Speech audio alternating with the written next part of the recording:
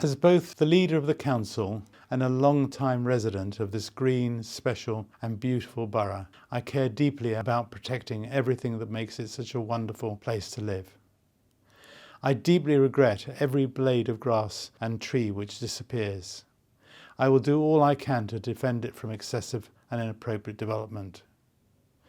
I have been notorious with central government in urging reform of the current planning system, in particular rebalancing from developers to residents.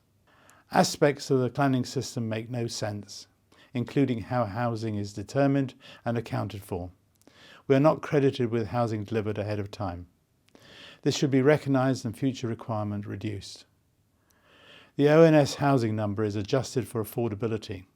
The theory is over-delivery will reduce house prices. This has never been the case in the home counties. We have to maintain a 5-year land supply, but this is determined by developers' plans, and there is no compulsion for them to do what they have said they will do. As a consequence, the formula requires buffers, which further increases the housing requirement.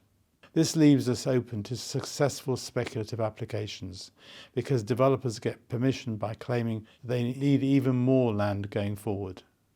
They are effectively marking their own homework in the interests of the shareholders, rather than the residents in the borough. We've always accepted that some housing growth is needed to ensure our borough thrives and that your children and grandchildren have the chance to live and work where they grow up. But it needs to be the right type of homes which are genuinely affordable. We have a great track record of securing infrastructure with funding from developers, having secured £1 billion in roads, schools, community buildings and more. So we'll always make the best of whatever comes our way. But the fact is, we're having to find space for more homes than we genuinely need because the current system follows the formula blindly and doesn't consider our unique circumstances. Unless something changes, we will have to work within that system, or the government could simply step in and take over our planning powers. I have a good relationship with Michael Gove, the LUHC Minister. I'm urging him to scrap this oversimplified approach and look at the national picture when deciding where new homes should go.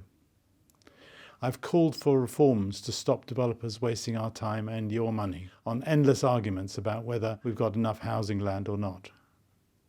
You might recall that 2 years ago the government proposed changes which would have seen our requirement more than double to more than 1,600 homes per year.